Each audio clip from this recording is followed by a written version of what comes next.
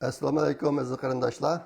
Bugun 2025-yili 10 ayning 4 kuni shanba. Men Amerikaning Los Angeles shahrida yashaydigan Erkin Sidiq 2 haftada bir qatim qiladigan naq maydon videosini hozir boshlayman. Bugun jami 5 cho'ng mazmun bor. Uniki birinchi mazmuni Uyg'ur Project Fondi va chet eldagi Uyg'urlarning xabari.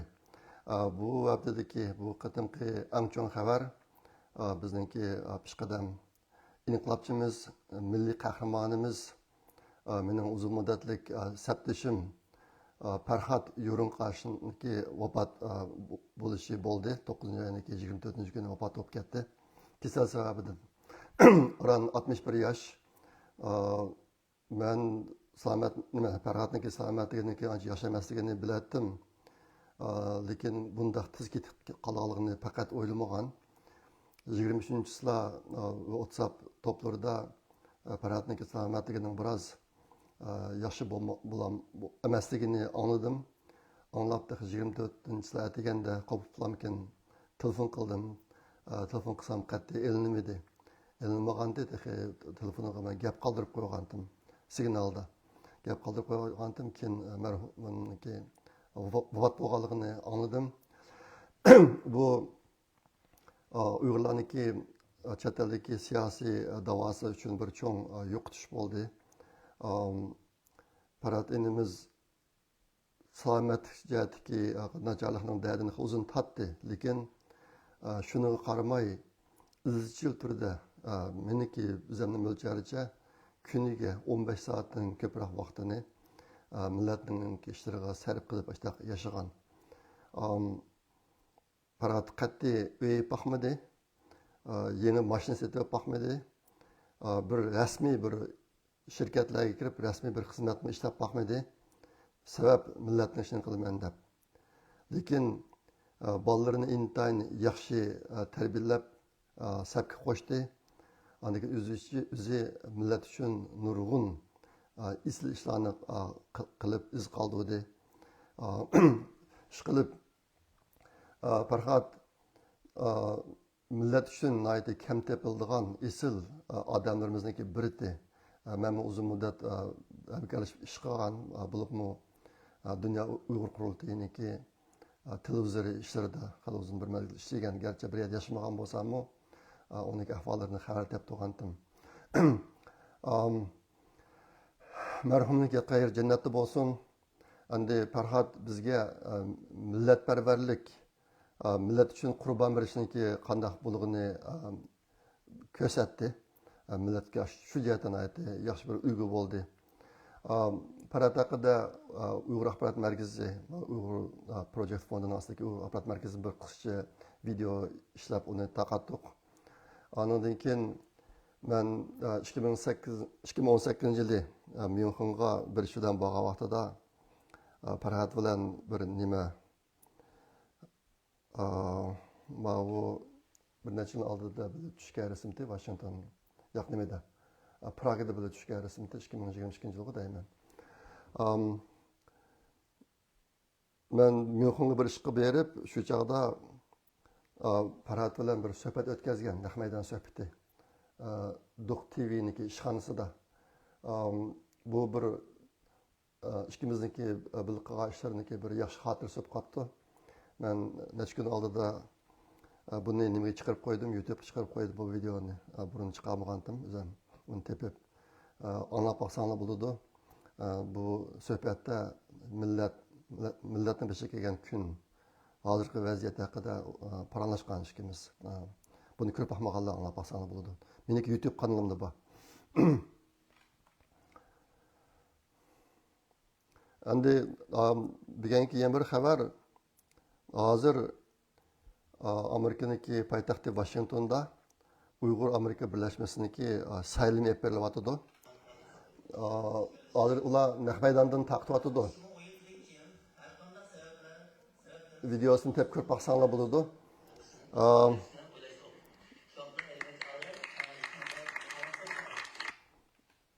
Uyg'ur Amerika birlashmasi 1998-yili 5-oyda qurilgan.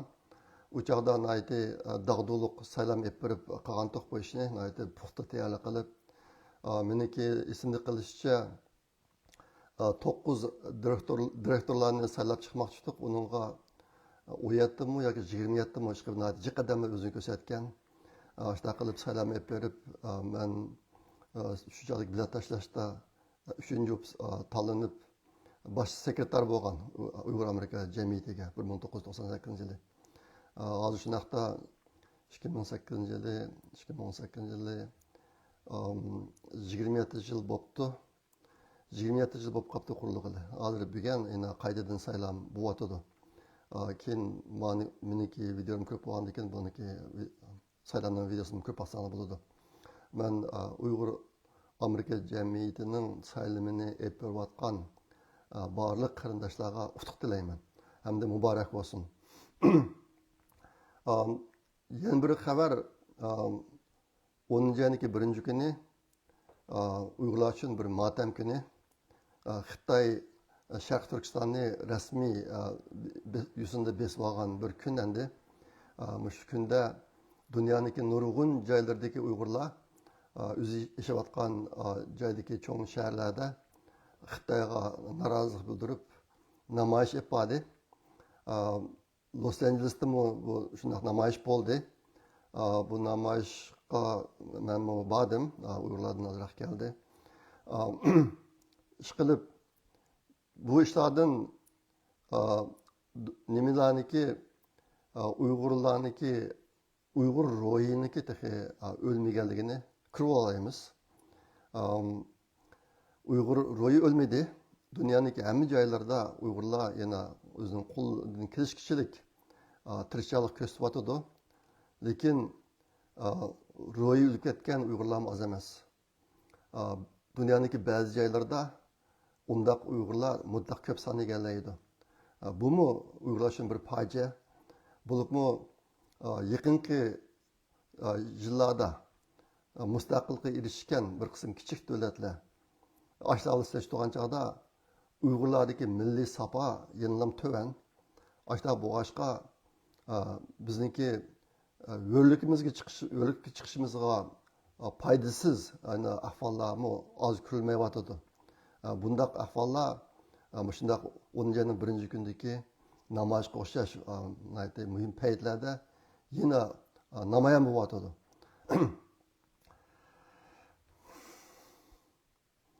Ondan keyin Bilgentlik yapıyorduk yana bir haber. Ben sınırımız Ruşenlik kitabını buyurtkan, kolumga aldım. Elip, Amazon'dan elip, Amazon'da bu kitapka baha yazıp koydum. İngilizce bildiğin kardeşler verip okup baksanlar buladı. Muşu bana bilen Ruşen Abbas sınırımızda ben yemek ettim, tebrikleymen. Mübarek olsun. Kitap intayin isli yazılgan. Yaqinqi necha yilning ichida Dolqin Aysa, Ruşen Abbas, Abdukim İdris qatorliq anikin lager shohidlari kitoblari bir qism ingliz kitoblar nashrdan chiqib Uyg'ur siyosiy davosini yana bir yangi saviyaga ko'tardi. Bu ish kishini intayin xushal qiladi. Men ash qarindoshlarning hammasini qizg'in tabriklayman hamda ularga rahmat aytaman. Uyghur Project Fondiga her ayda yani kıvatkalarındaki saniga yeni bir san koşuldu yakında. Bu kardeşimiz Amerika'dan yani kıptı. $55. Her ayda yani kıldığa yardım. Bu kardeşimize köp rahmet. Az şunda kılıp Uyghur Project Fondiga her ayda yani kıldığalarının sani 8 neferge yattı. Sizlerge köp rahmet.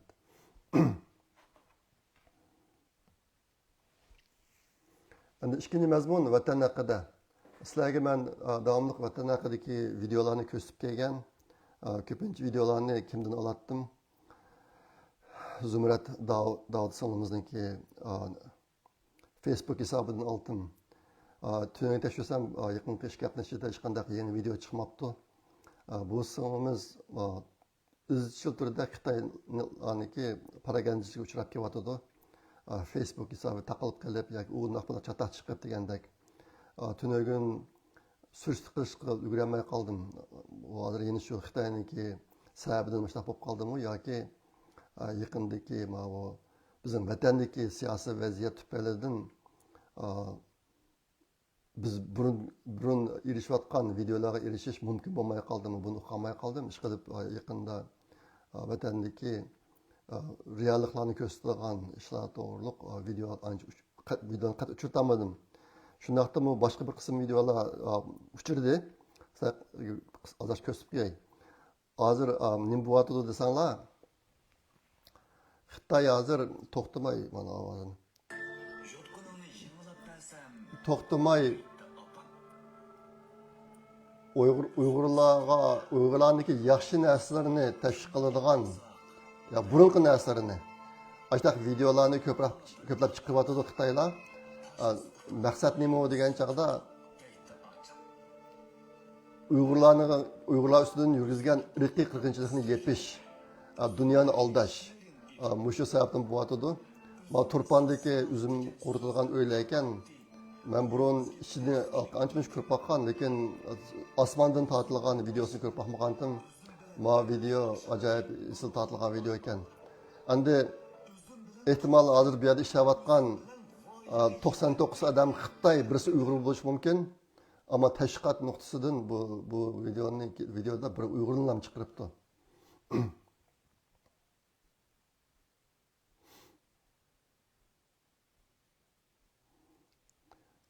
Ma u yangidan silingan tunurga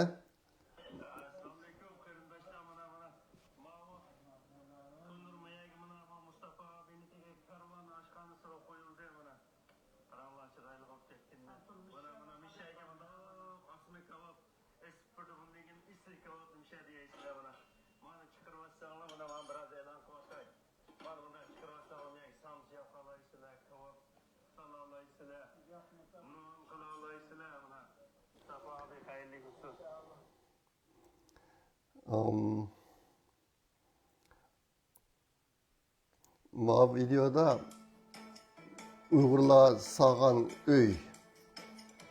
Men intayin qadil, intayin qayil bizning millatga. Mushlarni qilayotgan Uyg'urlar hergiz Amerikadagi yerlardagi oliy maktablarniki go'zal san'at yoki bundan tashqari o'qib boqqanlar emas. Asosan hunarvanlar. Lekin bu o'ylarniki go'zalligi, san'at saviyasidagi yuqoriligi odamni qayli qilmay turolmaydi. Afsus, hozir bu narsalardan bizni qancha chiqib qoldi. Yine qanchalik Uyg'urlar mana shu narsalarni qila olmaydi, o'qib olmaydi.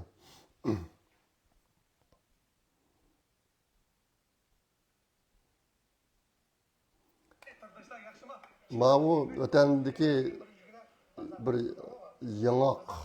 yangoq bozorda qiladi.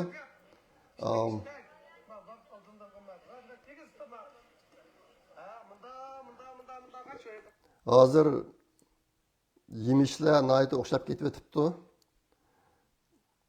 Lekin bu yemişni oldigan Uyg'urlarning soni azlab ketganligi uchun hozir nagili qarasa yemişler taqdak tugunib ketgan, lekin uni oldigan Uyg'urlar yo'q. Men bu o'ylamni quvun terib zada o'xshatanmadim. Quvun deganda cho'ngmidi, kichik turiblamkin jiglab qilib degandek ma quvunlarni ko'rib ajoyib endi vatandagi xalqimizniki mushayatki maharati. Lekin abaytin degandek hozir mushtaq quvunni elib yeydigan nupsani azab ketganligi uchun bu yemişlar taqdak tugunib turib ketadigan bo'pti.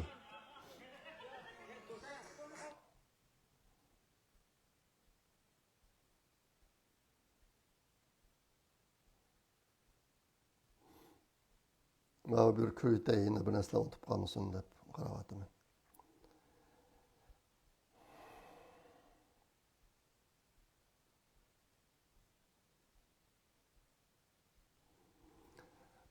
Mende yeni bir video var, raksa köstüdüğün.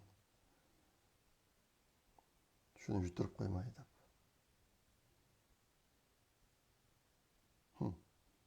Çıkım onu kızık koy.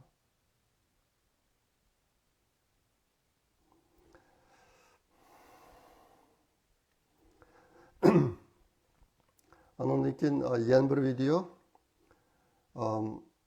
Uyg'ur Abdunum rayoni qurilganligining 55 yilligi munosabati bilan Xi Jinping degan jallod bizniki vatanga bordi. Vatanga berib buni intayin dag'dug'liq kutib oldi. Bizning vatandagi xalq albatta ularning hech qaysisi o'ziniki roziligi bilan bo'lgan ish emas. Xitoy tashkillab qildigan ish. Manga nisbatan shundoq cho'ng numus tuyuldi bu.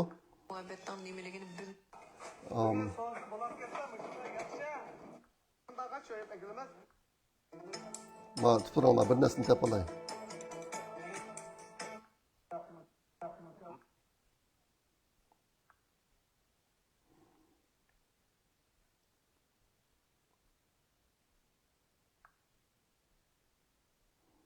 Bir narsani topolay tutinglar.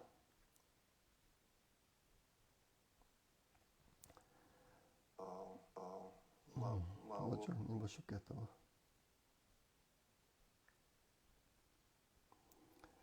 Ma videoni o'zim o'tib qo'ygandim.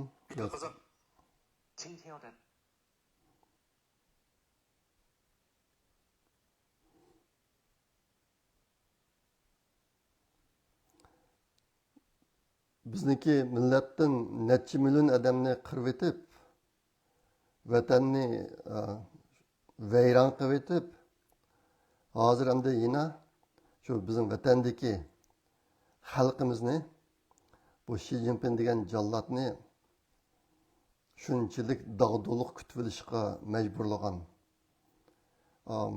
Shunchalik egri keldi menga buni ko'rish. Endi ma videoni sizlarga bir ko'rsatib qo'yay deb planlab kelgandim, topayman.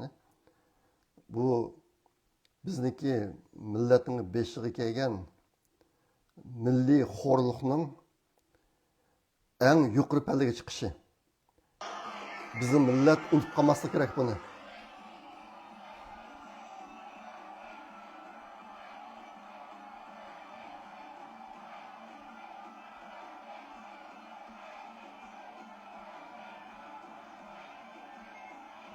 Necha million Uyg'urni qirib, Uyg'ur millatining, Uyg'ur nüfusuniki yerimini yo'q qilib etib, Uyg'ur vatanini vayron qilib atgan mushundaq bir jallod bizning vatanga kelib, yeni shu Uyg'ur millatini mashundaq qarshi olishga majburlab qilgan ish bu. Shu men buni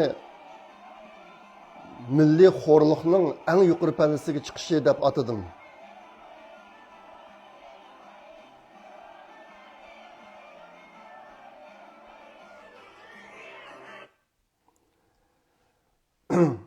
Şuna millet unutib qolmaslik kerak bu ishni. Men shunga bunga biroz vaqt chiqarib buni tepib sizlarga ko'rsatgim kelib ketdi.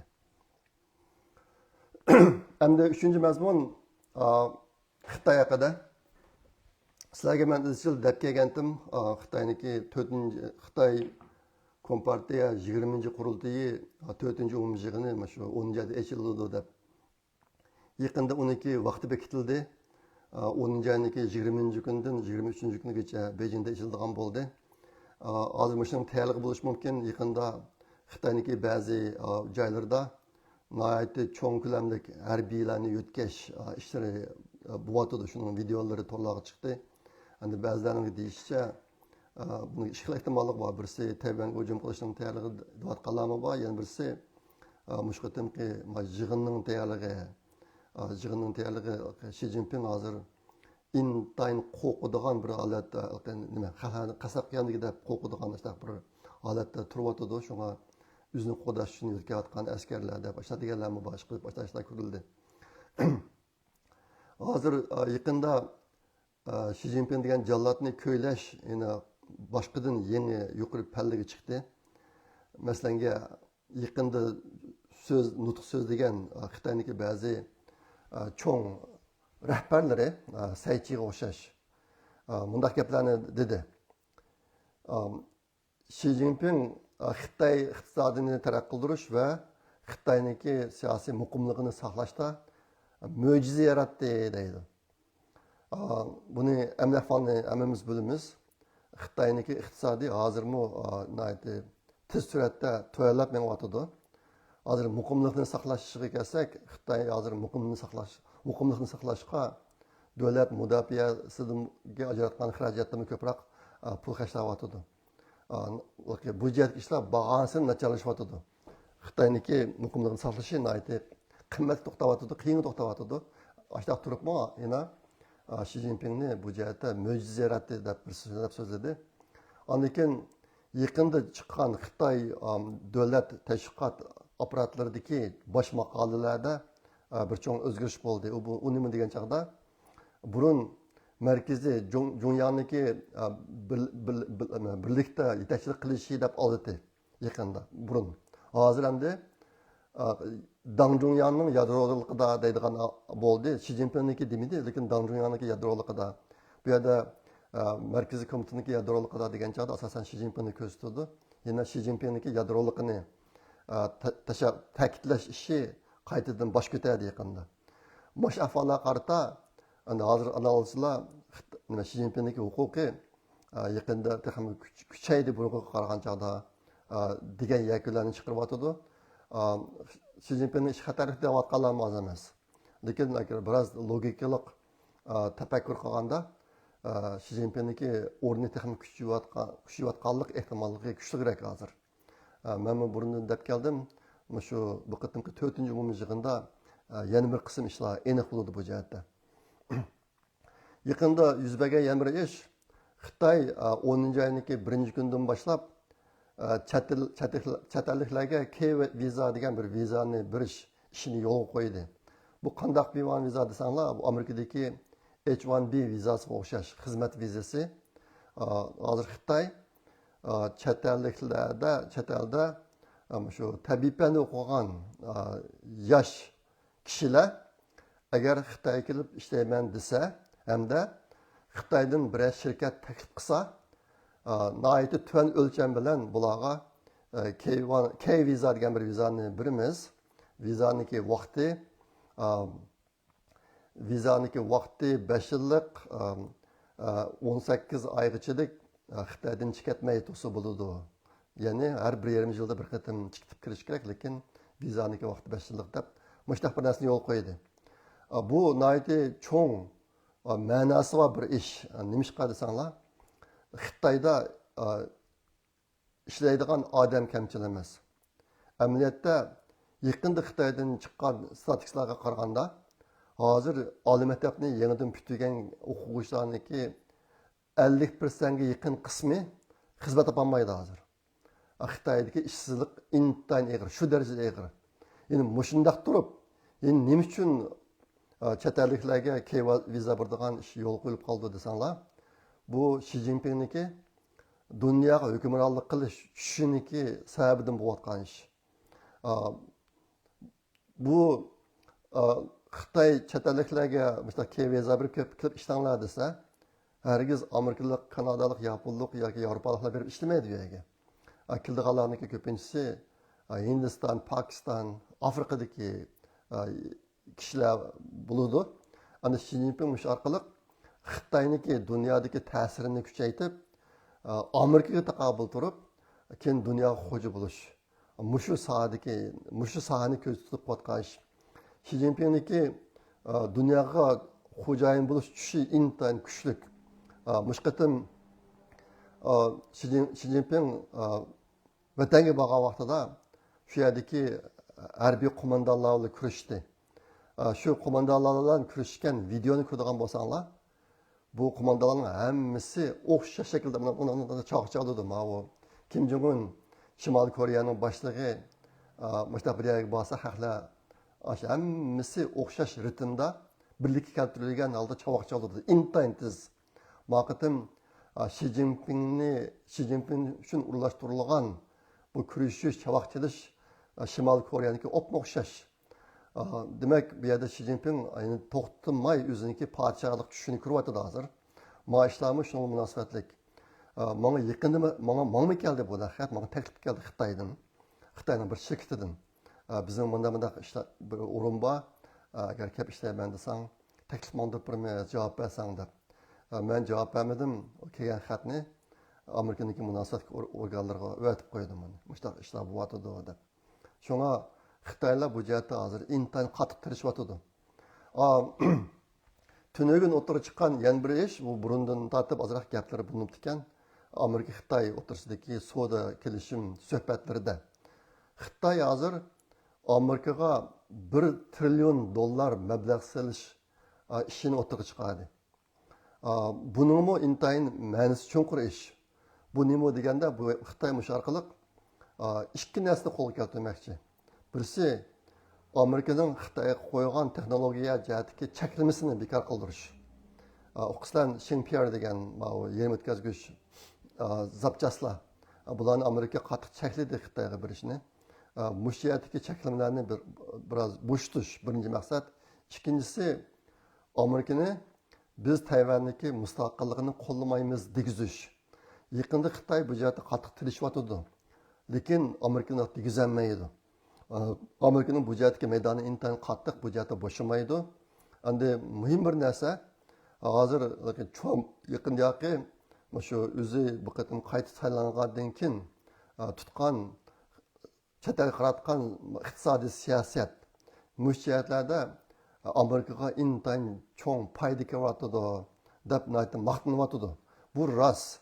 Hozir Trump chiqqandan keyin shu Yaponiya,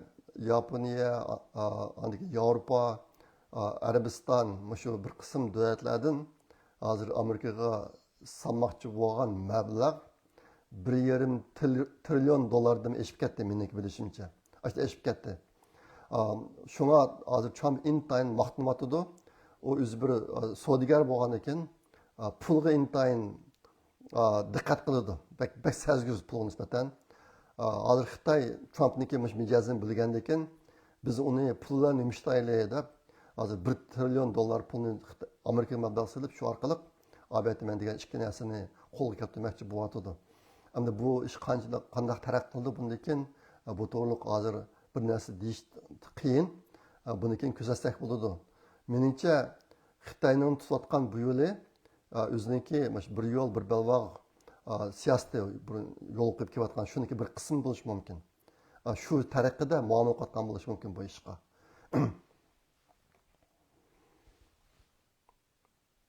Ondan keyin yaqinda bo'lgan yana bir ish şu 10. ayının 31. günden 11. ayının 1. güngeçilik APEC yığını degan Asiya Tinch Okean iqtisodiy birlashma hamkorlashish bir yig'ini.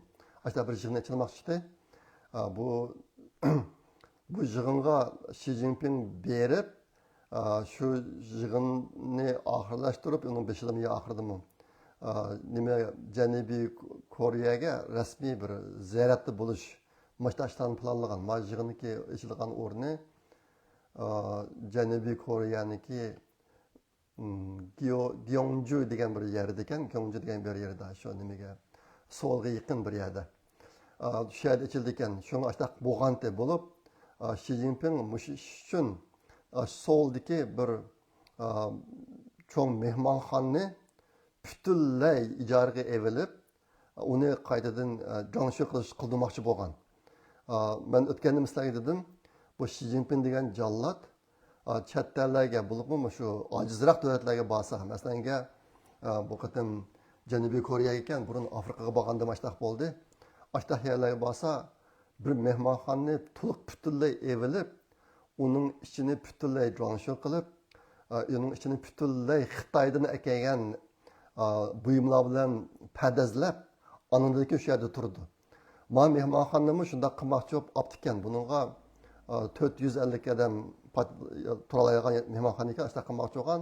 Lekin necha kunning oldida buni tuyuqsiz bekor qilyapti, bormaydigan bo'ldi.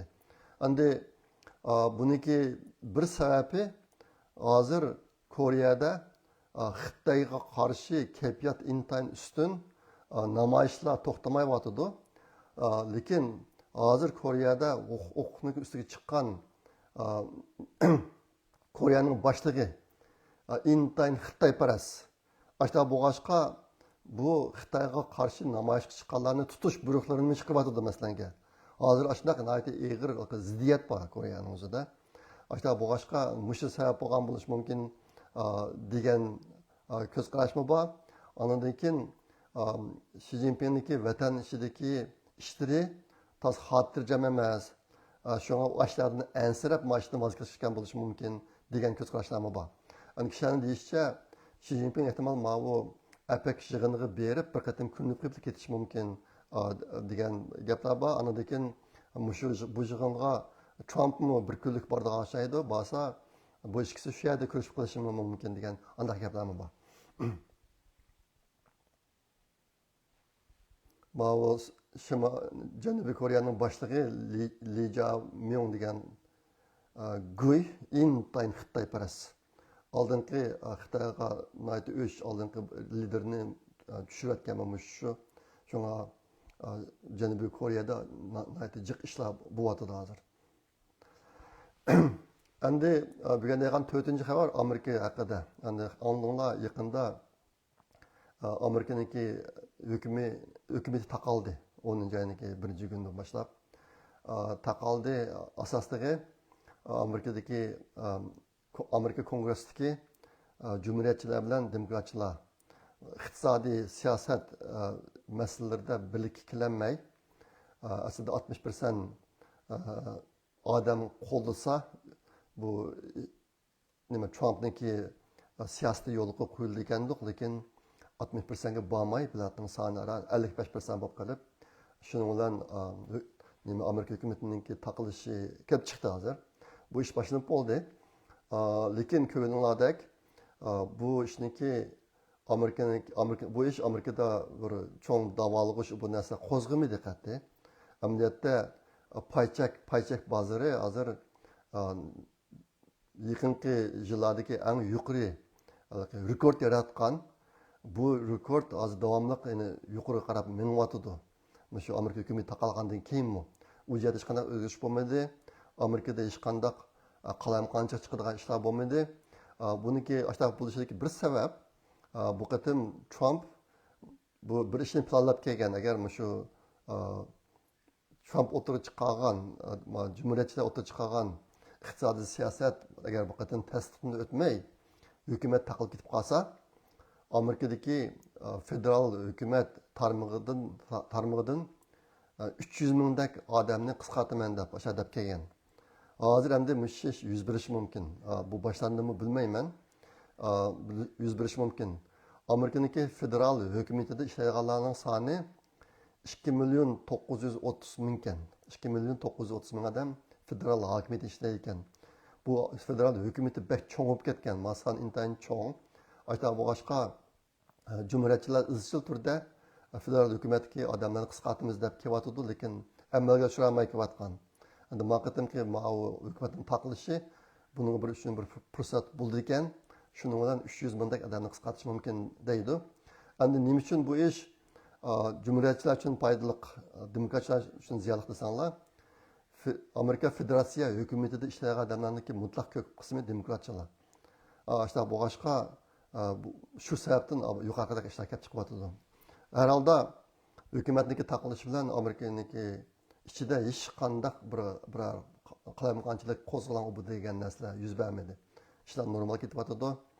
Paychak bozori davomli yuqoriga o'rlayapti hozir.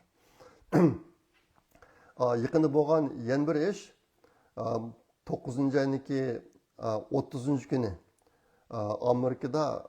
Amerika hukumati Amerikaniki dunyoning har qaysi joylarida turayotgan 800 bilan 900 o'tirsidagi harbiy generallarning hammasini Amerikaga chaqirib kelib, qaytarib kelib bir jiddiy yig'in ochdi. Aslida bu yig'in maxfiy bo'ladi. Ondan keyin Amerikaniki bir urushga tayyorlik qilish yig'ini bo'lishi mumkin deb shuna farazlar bo'lgan yig'indan burun. Lekin yig'in oshkor bo'ldi. Onunğa muxbirlarga kirib olinsimi, onunğa yo'l qo'yildi.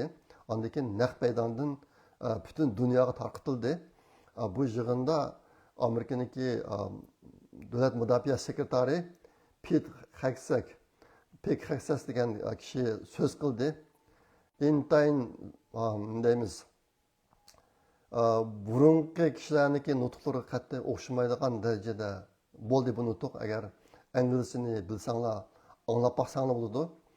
Bu nutqni agar boshqa bir narsaga o'xshataman desanglar, haksiz quliga bir avtomatik qurolni evilib solchilarga to'xtamay o'q atgandaklam ashta bir nutq bo'ldi bu. Amerikada shu Obama davridan tortib yuz bergan o'zgarishlar shularni o'zgartib Amerikaniki harbiy qo'shin harbiy ishlarini burungi an'anaviy holatga qaytarish uniki so'zlagan mazmunlar musodaraq bo'ldi. Bu yig'inga Trumpni berib uni so'zladi. Ana Texas 10 nuqtani o'tirib qo'ydi. Men shularniki ba'zilarini deb beray. Nayt bilib qo'yish tegishlik.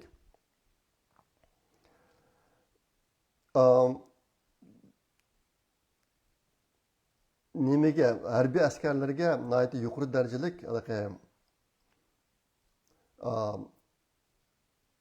o'lcham askarlarniki o'lchami qo'yiladi birinchisi.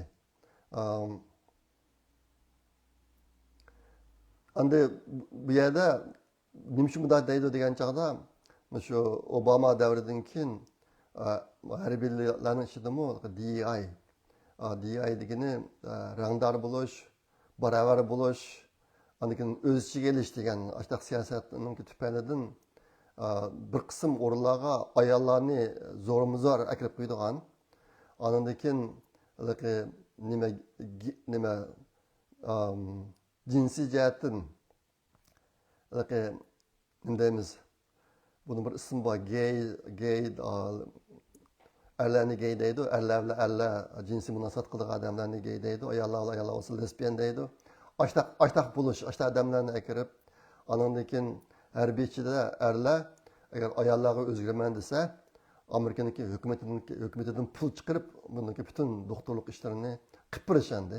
Uni chiqimini Amerika hukumati ko'tarish degandek ashtaq ishlar bo'lib ketib, bu erlarning ichidagi bir qism askarlar ayolga o'zgarib olib, endi ko'ynak kiyib yurgan degandek ashtaq ishlar bo'lib ketgan. Bu qatim Texas ashlarning hammani burungi an'anaviy ahvolga qaytarman. Bunday ishlarga yo'l qo'yilmaydi. Masalan, askarlarniki g'alati chosh, g'alati soqol burut qo'yib olishlari, bulardan tortib hammasini bir taraf cheklaymiz dedi. Andan keyin bundan keyin askarlar har 6 oyda bir qatim jismoniy tekshirish ep berib, urug' turmusi bo'lmaydi. Bak samirib ketganlar bo'lsa, buniki askarachida yo'l qo'yilmaydi degandek. Mushundaq bir qator siyosatlarni o'tirib qo'ydi. Masalan, har kunisi cho'qim chiniqish askarlar. Anikin yilda 2 qatim tekshirish askarlarniki jismoniy ahvolini. Anikin soqol burutga qattiq cheklama qo'yish, ish harakat jihatidagi o'lchamni kuchaytirish, anikin qatorliq. Ondan keyin mushning ichida Texas bir gapni dedi.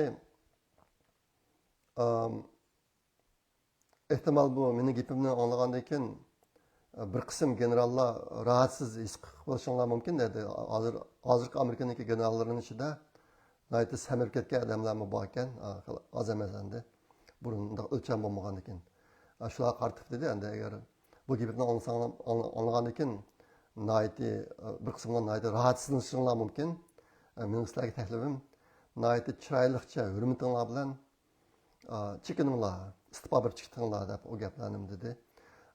Ben tününkü xabarlarni ko'rsam, mushu yig'in ichida bo'lgandan keyin Amerikaniki alayida qo'shinida 37 general bor ekan. Shu 37 generaldan 3 odam istiqbo beribdi. Burungi xizmatidan istiqbo beribdi. Endi Amerikadagi 800 bilan 900 ning oralig'idagi generallardan 3 odam istiqbo beribdi. Shunga demakchi bu istiqbo berib qalamqani chiqiradigan ishlar bo'lib ketmabdi. Nayt kichik endi salmog'i ashta yuz beribdi.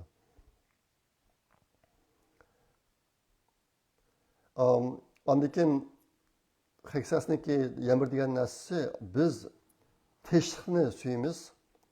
Dunyoda teshikni qo'lga keltirmoqchi. Teshikni qo'lga keltirish uchun harbiy qo'shinimizni kuchaytirish kerak, harbiy saviyamizni kuchaytirish kerak degan narsani o'tirib qo'ydi. Bu nima desa, bu Trumpniki kuchlik bir holatda turib tinchlikni qo'lga keltirish degan siyosat bilan birlikda endi. Bu nima degan chog'da, agar ojiz bo'lsangiz tinchlikqa erisholmaysiz. Shunga dunyoni hozir endi Amerikadek bir kuchli davlat besiq turib turmasa, dunyoda qanday ishlar yuz berib ketadi hammamiz bilamiz. Amerikaniki hozir deyotgan yerimiz shu. Yaqingi yillarda Amerikaniki harbiy ishlarda zo'r chekinish bo'lib ketdi. Endi shuni izg'i solaman deydi endi. Bo'lsa shu Texasniki 10 modellik nutqini anglab beqinglar, endi siz bilganlar. Nayati ta'sirlik menga tuyuldi ish qilib.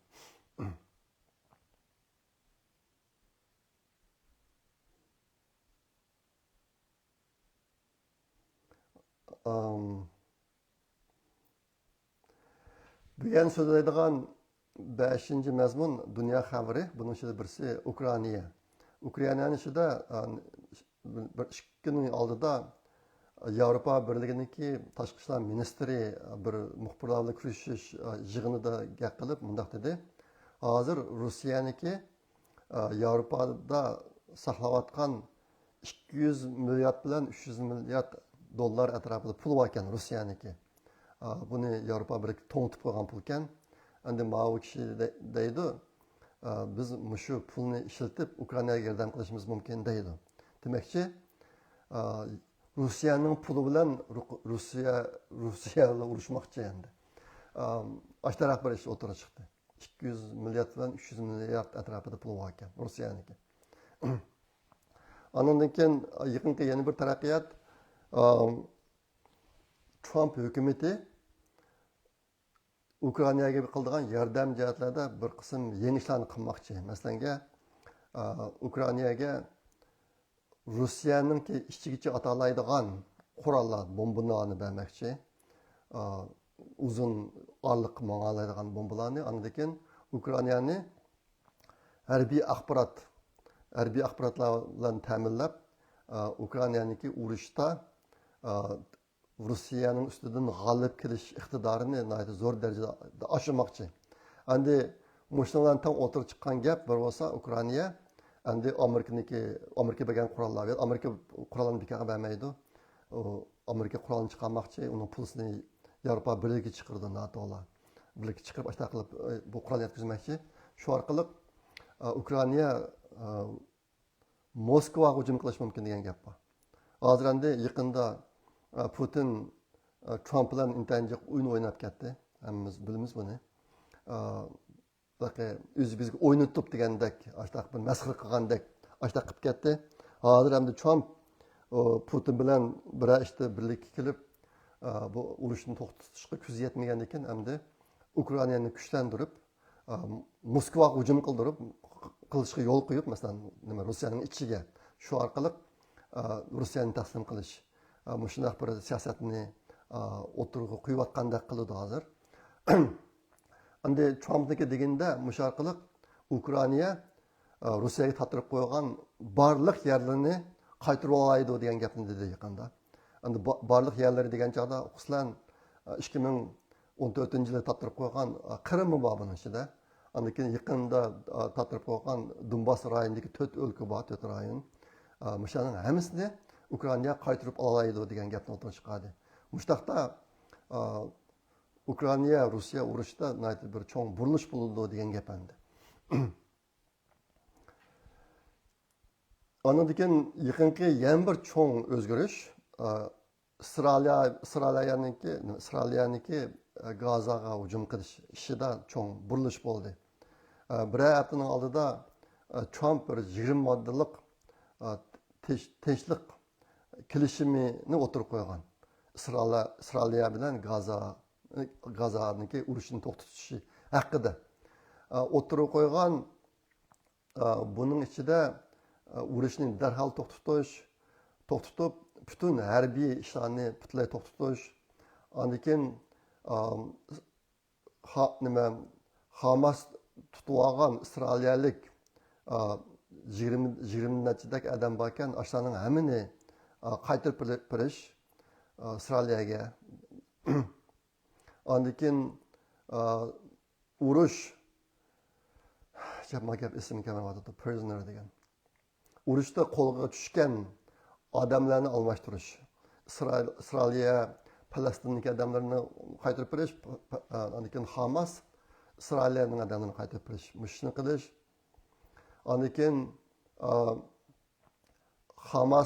Hamas a'zolari ichidagi tinchlikparvar kishilarniki burungi qilgan jinoyatlarni bekor qilib o'tish, ularni tutmaslik, qaytadan tutmaslik. Ondan keyin Gazaga zo'r ko'lamda yordam qilish. Iqtisodiy jihatdan Gazani qaytadan qurib chiqishga yordam qilish. U jihatda hech qanday cheklim qo'ymaslik. Ondan keyin bir vaqtliq o'tkinchi hukumat qurish Gazada. Gazada iqtisodni qaytadan taraqqiy qildirish. Ondan keyin kishilarni majburiy ko'chirib o'tmaslik, Gazadagi kishilarni. Gazani harbiysiz rayon qilib qurib chiqish. Palestinniki bir mustaqil davlat bo'lib chiqishiga yo'l hozirlash degan 10 modda bu jami meniki bilishimcha 20 moddalik kelishim bu. Buni 10 deb berdim, vaqt munosiblik qilgan demayman. Mushtaq narsa. Buni o'tirish qilgandan keyin bu Trumpniki bu taklifi loyihasi nihoyatda ko'p davlatlarniki qo'llashga erishdi. Masalan, Isroiliya, Misr, Qatar, Birlashma Arab Xalifligi, Irlandiya, Saudiya Arabiston, Turkiya, Indoneziya degandek nurg'un davlatlar buni qo'lladi. Jiqba bu Fransiya, Germaniya, Angliya degandek. Avstraliya, Kanada, Hindiston, Yaponiya chiqib nurg'un davlatlar bu kelishimni qo'lladi. Lekin Hamas Pusiya bilmay turib olgan. Trump Hamasga 72 soat 3 kun vaqt berdi.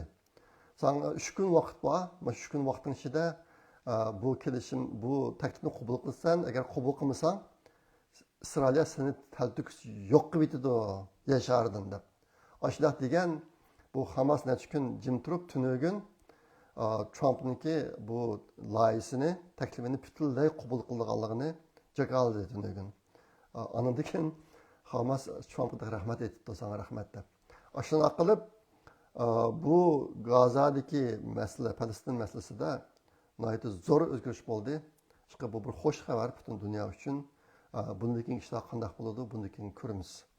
Bu yaqinqi cho'ng xabarning birisi shu endi.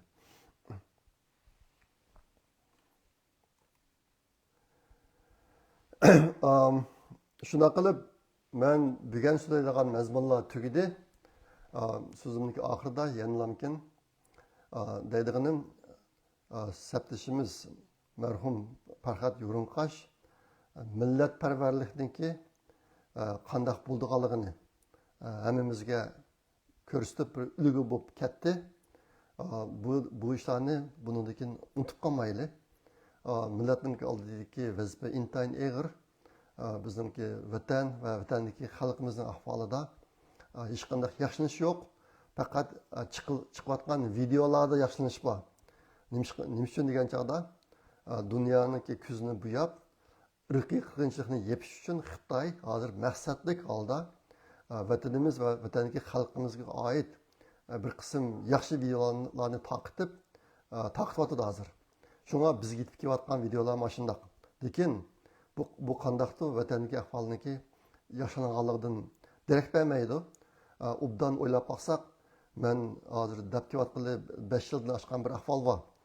Xi Jinpingning plani Sharqiy Turkistondagi 20 milliondek xalqning 3dan 1 qismini yo'q qilib, 3dan 1 qismini sulab, qolgan 3dan 1 qismini o'tir davrida yashaydigan insonlarniki saviyasidagi mashina odamlarga aylantirish. Ashta qilmoqchi deb. Hozir shu ahvollar shakllandi. Biz hozir ko'rayotgan narsalarimiz shunday narsalar. Hammasi tishi yo'q, mungiz yo'q kishilar ko'rayotganlarimiz. Tishi va mungiz bor kishilarning hammasi suloqda yoki o'ldirilib ketdi. Ahvolimiz nachar. Aşta boğaşqa bizdeki Uyg'urluq g'ururi, Uyg'urluq ruhi yo'qolib ketmasin. Bundakin texnik kuchlantiraylik. Bo'ladi. Kelar qatim ko'rishcha omon bo'linglar. Xayr xo'sh, Allohga omonat.